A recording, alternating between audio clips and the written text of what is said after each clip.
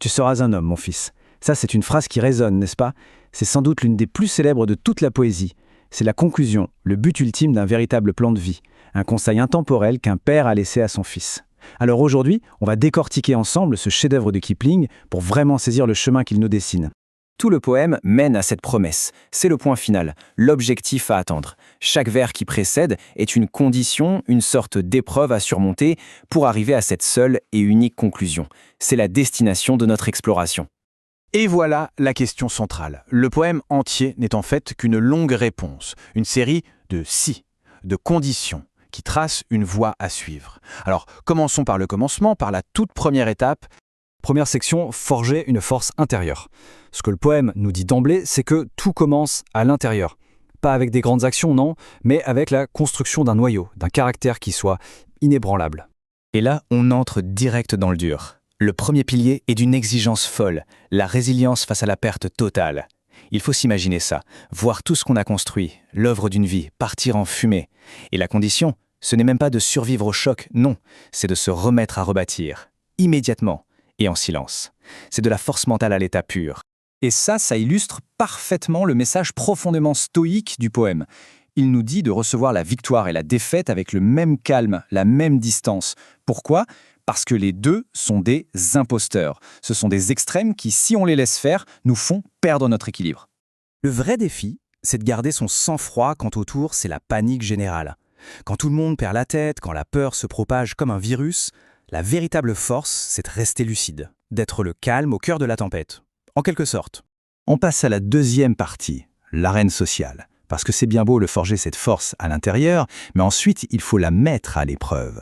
Et ça se passe où ? Dans le monde réel, évidemment, au contact des autres. C'est là, vraiment, que l'intégrité va être testée. Kipling est très réaliste. Le monde social peut être assez brutal. Il faut faire face à la calomnie, au mensonge, à la haine. Et face à tout ça, la tentation de répondre de la même manière, d'utiliser les mêmes armes, elle est énorme. Mais c'est un piège.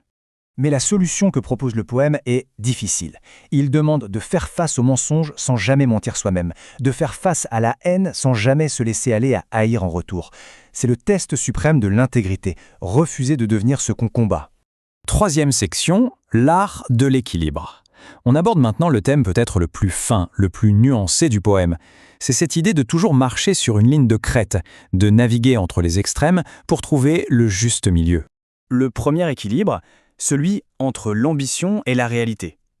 Le poème nous encourage à rêver, à penser en grand bien sûr, mais il y a un avertissement, ne jamais laisser ses rêves devenir des maîtres qui nous déconnectent du monde réel. Rêver, oui, mais en gardant les pieds sur terre. Ah, ça c'est un paradoxe magnifique, être fort sans jamais cesser d'être tendre. Le poème nous dit que la vraie force, ce n'est pas la dureté. La vraie force, c'est de pouvoir rester aimant, rester compatissant, même quand la situation exige d'être ferme. Et c'est la même chose pour le courage. Être brave, c'est essentiel. Mais il y a une ligne très fine qui sépare la bravoure de l'imprudence. Et toute la sagesse, c'est de savoir où se trouve cette limite. C'est la différence entre le courage réfléchi et la témérité pure et simple.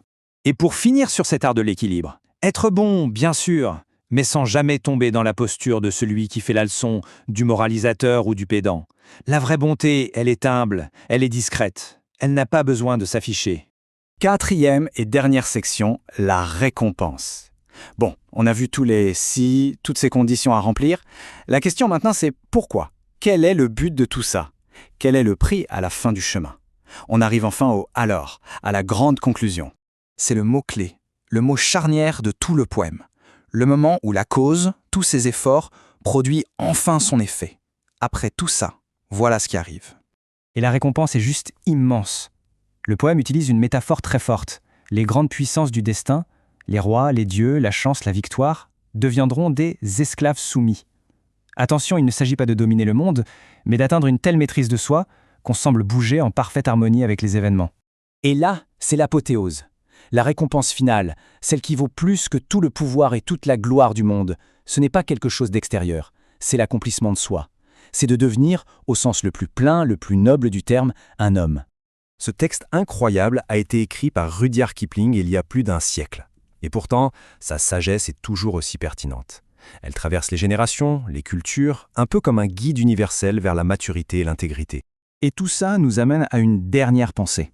Dans notre monde actuel, un monde de réactions à chaud, de polarisation, d'extrêmes, que peut bien nous apprendre cet idéal de calme, d'équilibre, de force intérieure?